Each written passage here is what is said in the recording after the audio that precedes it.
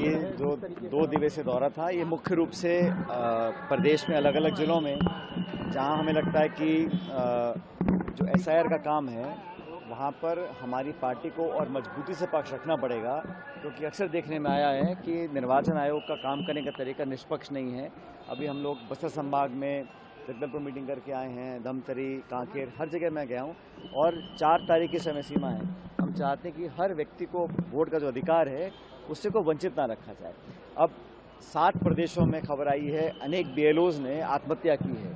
इतना उन पर तनाव और प्रेशर होगा, किस वजह से है? क्योंकि आज से पहले भी एसआईआर हुआ है।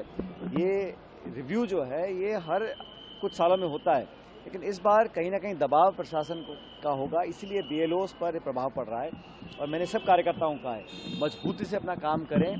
कोई भी व्यक्ति जो भारत का नागरिक है, जिसको वोट देने का अधिकार है, वो उससे वंचित ना रहे। ये जिम्मेदारी तो मूलतः निर्वाचन आयोग की है, लेकिन निर्वाचन आयोग का जो पिछले कुछ समय से कार्यशैली रही है वो संदिग्ध रही है। वोट चोरी के बारे में ना कोई जांच बिठाई है, ना स्पष्टीकरण आया है, ना कारण बताया है। और बिहार में अनेक राज्यों में बहुत से लोगों के नाम काटे गए हैं।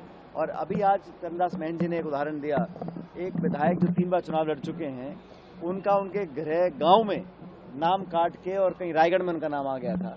तो इस प्रकार की अगर त्रुटियां हो रही हैं विधायकों और पूर्व विधायकों के साथ, आप कल्पना कर सकते हो जो खेती मजदूरी गांव में काम करते हैं, असहाय हैं, अशिक्षित लोग हैं, उनका क्या हाल होगा। इसलिए जो वंचित है, गरीब है, दलित है, पिछड़ा है, आदिवासी है, नौजवान है, जो वोट का अधिकार रखता है लेकिन किसी वजह से उसका नाम लिस्ट में नहीं आ रहा है, उस पर पूरी पैनी निगरानी तमाम कांग्रेस कार्यकर्ता रख रहे हैं। इसीलिए हमने 2 दिन का दौरा रखा था।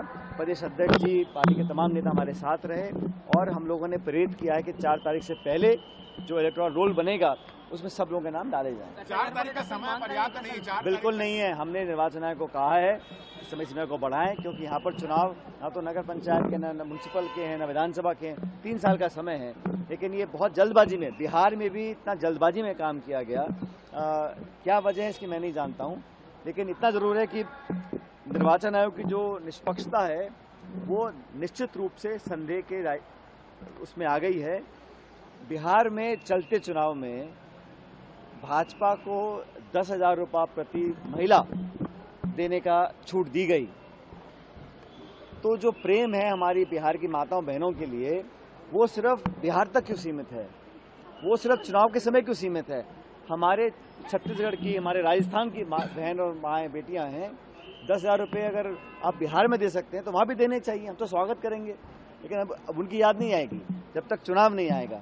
3 साल बाद वो सारी योजनाएं और वो भत्ता देने का काम किया जाएगा। मैं तो कहता हूं कि पूरे देश में कम से कम जहां मैं खड़ा हूं आज छत्तीसगढ़ में और राजस्थान मेरा गृह राज्य, वहां पर महिलाओं को 10,000 रुपये का जो उन्होंने बिहार में दिया है वहां भी देना चाहिए। कौन उनको रोक रहा है? लेकिन सिर्फ और सिर्फ चुनावी समय इनको ये बातें याद आती हैं, ये स्पष्ट हो चुका है।